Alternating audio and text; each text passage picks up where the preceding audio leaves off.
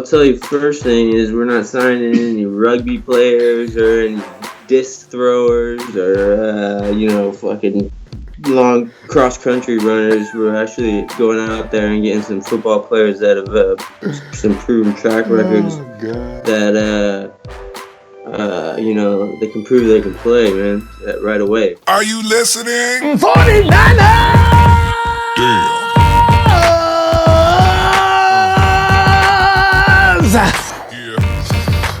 Ronbo Sports representing the Niner Empire organization worldwide. And that means there's a chapter somewhere near you. Fam, there are 49er fans that are looking for you to embrace you and hug you as one of our own. And the benefits are plenty. Oh, just go to theninerempire.com for further details on that. And come on and join up. We have now 6 49ers that used to be 49ers that have now found their way and are gainfully employed throughout the NFL, with Sean Drawn just now joining the New York Giants. And you know what? Here's the thing. We had 20 49ers at the beginning of the free agency period.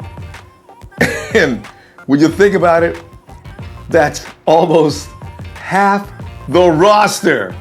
Half the roster. And you and I both know we can look at that roster right now and add 6 or 7 more players to make it the halfway point. But the thing is, thank you, Trent Baalke. What does that mean? All those guys that it appears that John Lynch and Kyle Shanahan aren't even interested in. Here's what that means. Remember last year we got all up in arms, man. People are saying, media especially, the 49ers are the roster with the least amount of talent in the NFL. And of course, oh no, you did not say that. I mean, we're arguing with rival fans. I'm attacking media personnel on Twitter, going nuts. And we were wrong. I don't know if you were but I was wrong. We did have the least most talented roster in the league. Thank you, Trent Baalke. God. And Trent Baalke's not working anywhere either. I looked it up the other day. I thought he might have been employed. Remember John Elway was talking about maybe hiring Trent? They were going out to dinner when he got to Denver and everything. Looks like Trent is not going to be working. You know what I wonder though?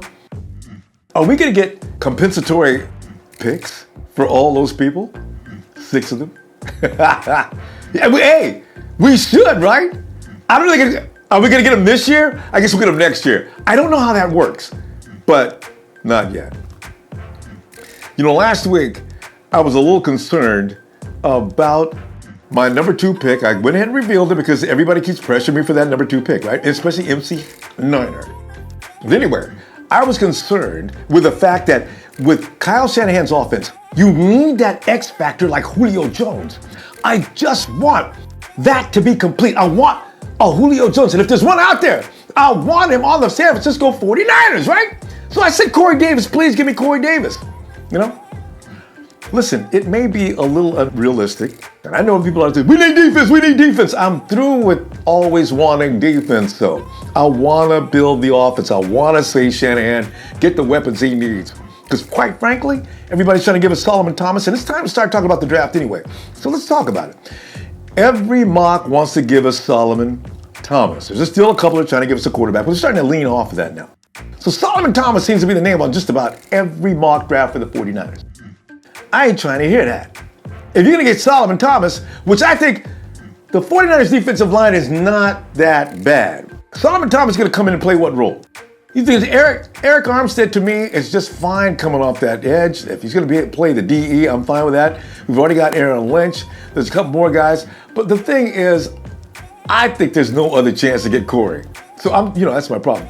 Now, if you're a student of Kyle Shanahan football, or as I like to call it, Kyle style football, you know that his game is predicated off the run. There's a lot of things out there now that you can check and read, and the run game is so essential. Play action, everything stems off that run game. Here's where I'm going to have to let Corey go. Do not be surprised if Kyle goes ahead and pulls Fournette. Okay, no, listen, hear me out. Here's the thing. The 49ers, and I don't want you to get mad because I'm just thinking realistically, the 49ers could dangle Carlos Hyde, because here's the story. I say that about Carlos Hyde because Carlos Hyde and Michael Davis, that's all we got as far as running backs right now. There must be a plan because Carlos Hyde and Mike Davis equal one running back and a quarter. Mike Davis is nobody's running back that you can depend on. He's in his third year. Running backs don't take years and years to develop. They hit the ground running, which is leading me to my next point. If the 49ers dangle Carlos Hyde, Mike Davis is not going to get you anything. How about Eric Reid?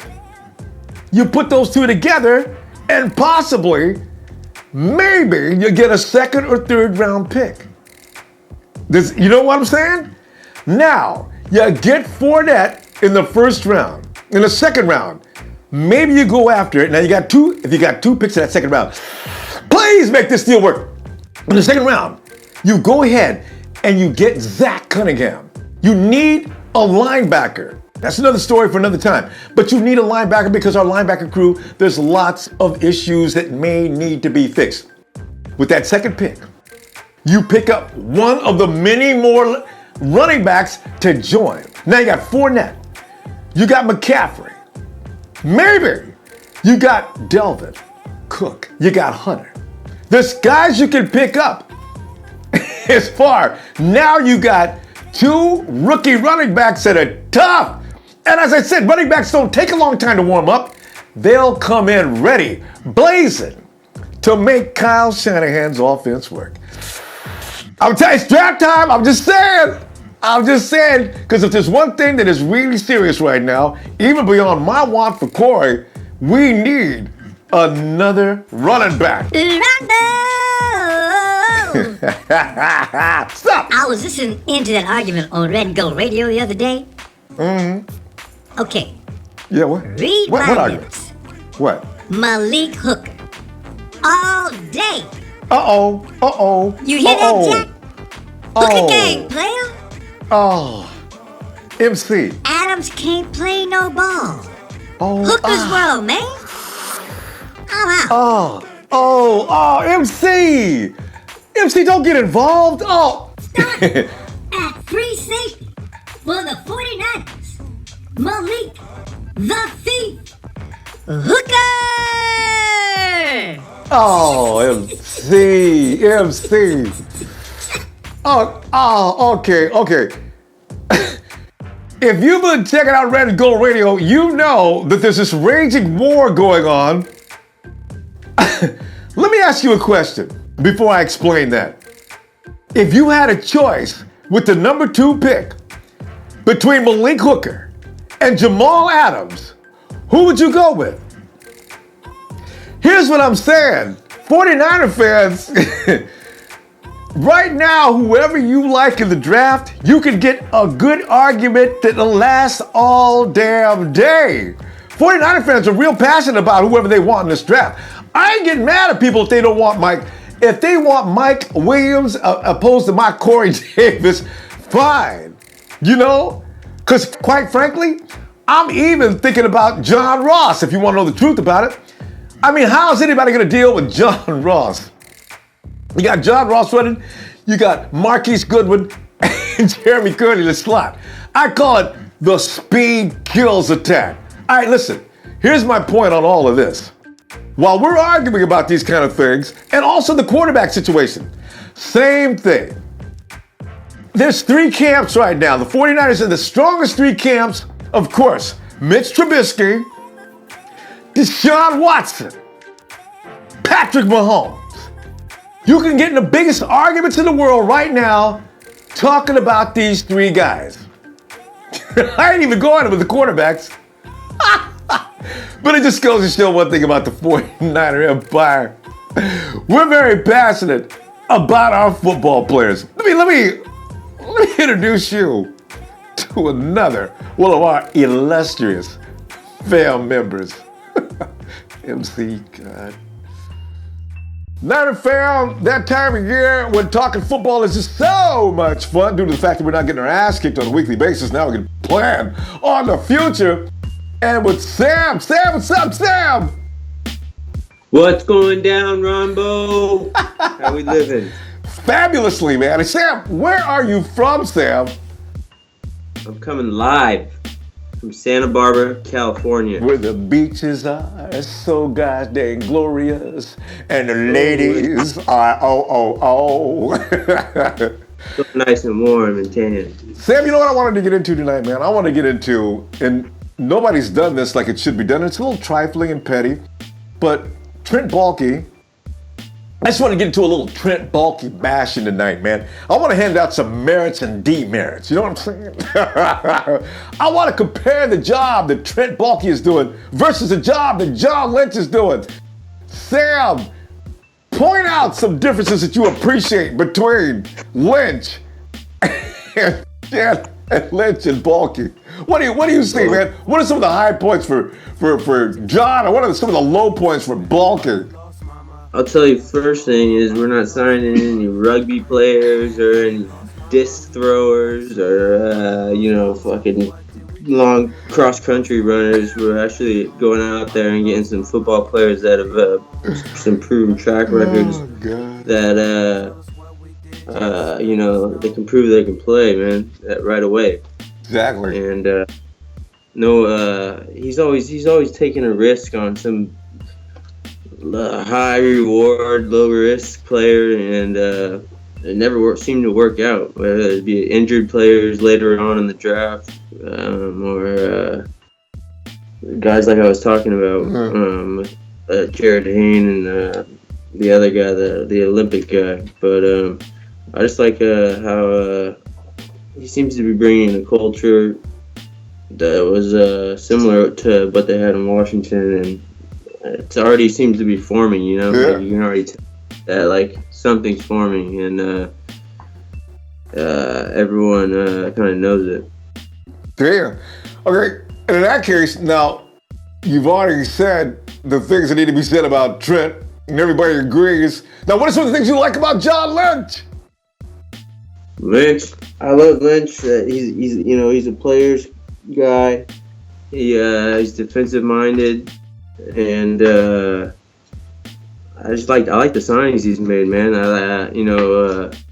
People say we paid a lot of money for the fullback and Garcon, but we knew that going in that we were going to have to pay some guys a lot of money to come join our nasty squad, so we can make it, turn it around into something nice. But I'm not mad at the money we paid the fullback at all. Garcon, he's a little old for that many years, that much money, but we've made some nice little trades too. I saw we got a center. We got the center from Jeremy Suter, from the Ravens, Yeah, that's a nice pickup. That's an upgrade for sure. Yeah. And we got a D lineman too, D tackle. I just like what he's doing so far. Yeah. That's Mitchell out of Miami. You know what? I tell you what, and I was going to ask you, what do you feel about the tackles, about the signings? And apparently, you have an exclamation point and a thumbs up. Am I right? Exclamation point, baby. There's nothing like a kitty. MC90 wants to meet her. Yeah, that's Pablo. Hey, Pablo. But yeah, the signings. All right, in that case, this is the thing. Are these signings, and I'm telling you right now, this is the thing I'm worried about. Last year we went 2 wins. The year before that we had 7 wins. What are you seeing in the future, Big Sam? Because this is the thing everybody's running away from. But a lot of us are going out there and putting our neck on the line and making these big predictions. But Sam, what do you feel about 2017 season, bro? 2017 is going to be up and down. We're gonna get it's gonna be a bridge year for sure. That's why we got Hoyer coming in.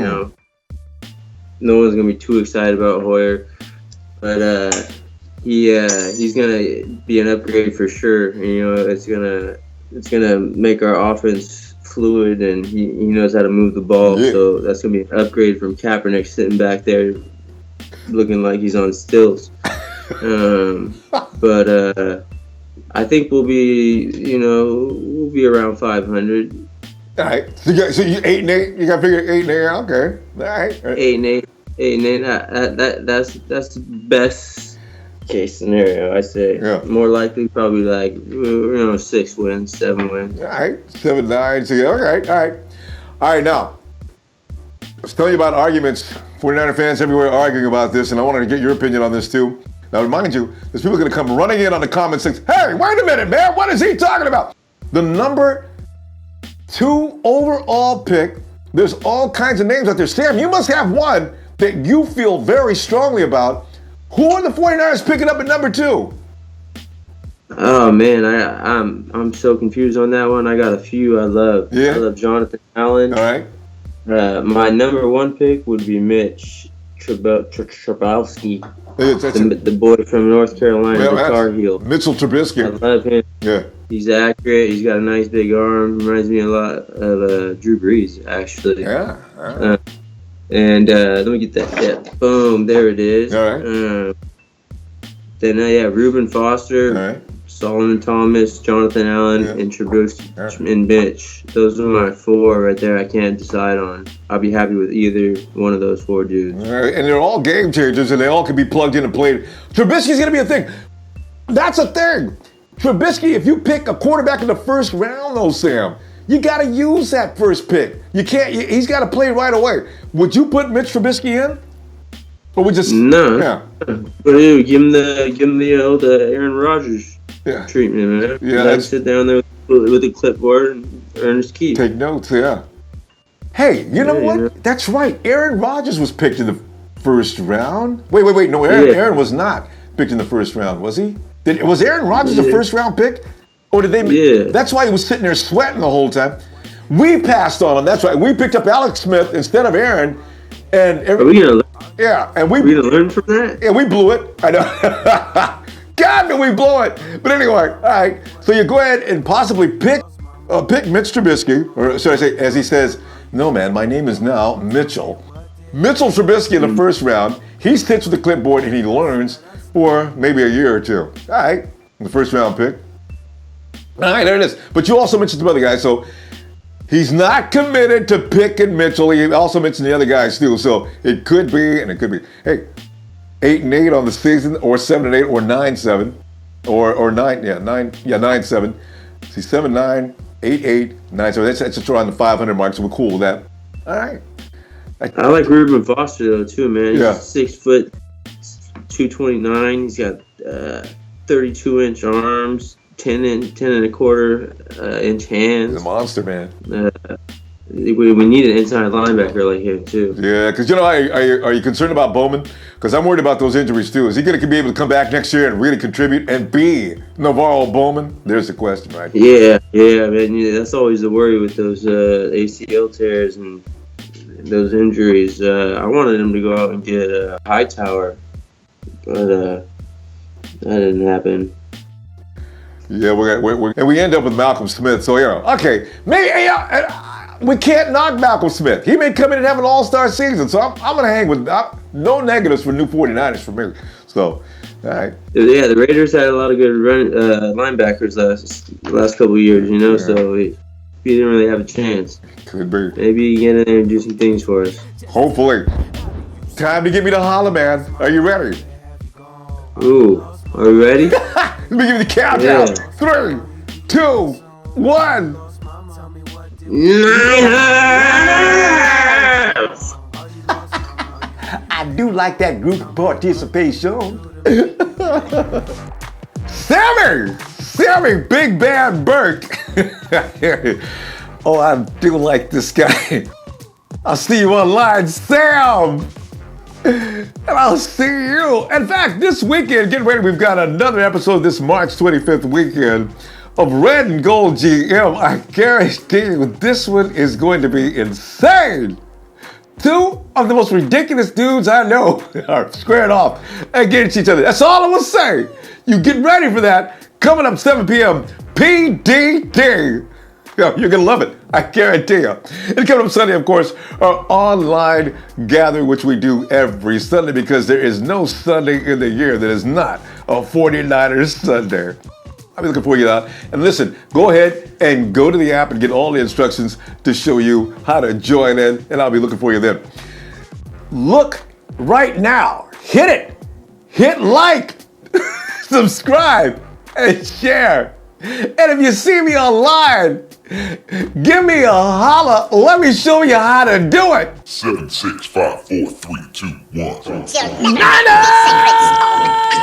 Oh, this you crazy mother.